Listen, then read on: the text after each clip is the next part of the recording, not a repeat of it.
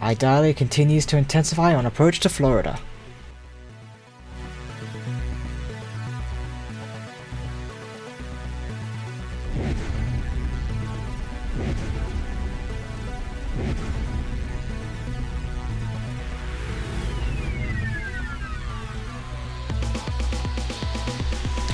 Idalia just continues to impress as a Category 2 hurricane at 25.2 degrees north and 84.9 degrees west. As of the latest NHC update, 105 miles an hour, 170 kilometers an hour, central pressure of 965 millibars or 28.5 inches of mercury.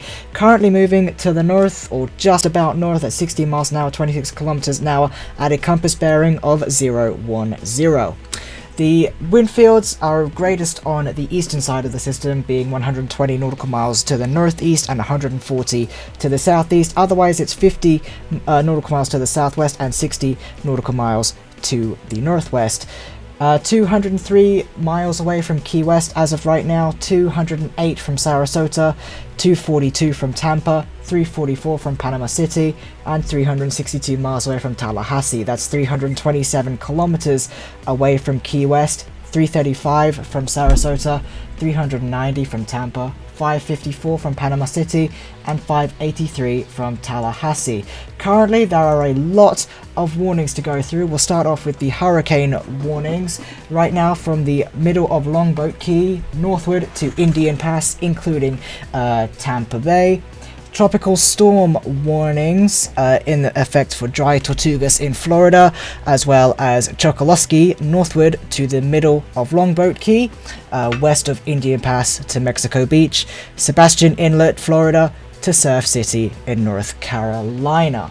Storm surge warnings are also in effect for Inglewood northward to Indian Pass, including Tampa Bay. Hurricane watches are in effect for the mouth of St. Mary's River to Edisto Beach, I hope I pronounced that correctly, in South Carolina. Tropical storm watches are in effect for the lower Florida Keys west of the west end of 7 Mile Bridge, north of Surf City in North Carolina to the North Carolina and Virginia border, as well as Pamlico and Albemarle Sounds. Hopefully, once again, I pronounced that correctly.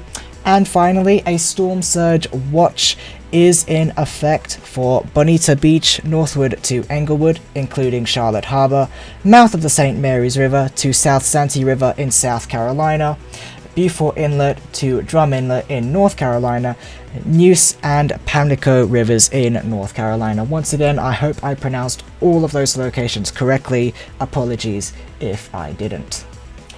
So here's the latest cone on Idalia as of Advisory 13A, the latest as of recording. As you can see, they expect a major landfall in Florida, and this system will continue all the way out until South Carolina before emerging off the coast as a tropical storm. The flash flood risks are moderate, which are at least 40% of a flash flood risk along the path of this system, as well as the rainfall potential up to a maximum of at least 10 inches along the path of this system. The further out you are, the less flash flood risk and rainfall potential you have, but it's still not a zero chance. There is still a chance of flash flooding and a lot of rainfall from this system. Sea surface temperatures are absolutely prime for this system. Once again, I don't say that lightly. That is not a good thing. As you can see, at least temperatures of up to 32 degrees. The storm force winds, these are 34 knots. As you can see, along Idalia, they are practically guaranteed for the northern coast of Florida into Georgia as well. Franklin and Idalia 11L are also prevalent on this graphic as well. Hopefully they're all fine. Hurricane force winds are once again about, if I'm just reading that right, about 50-60% chance as of now, but that chance could increase as the system continues on its path.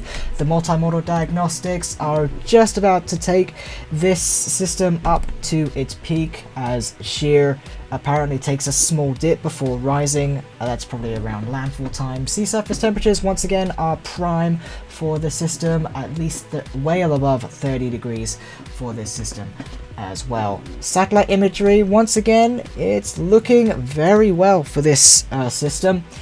once again, Florida is bracing for impact. If you have not started your preparations, you need to have begun them and hopefully finish them as soon as you can. Stay tuned for Force 13 for more updates.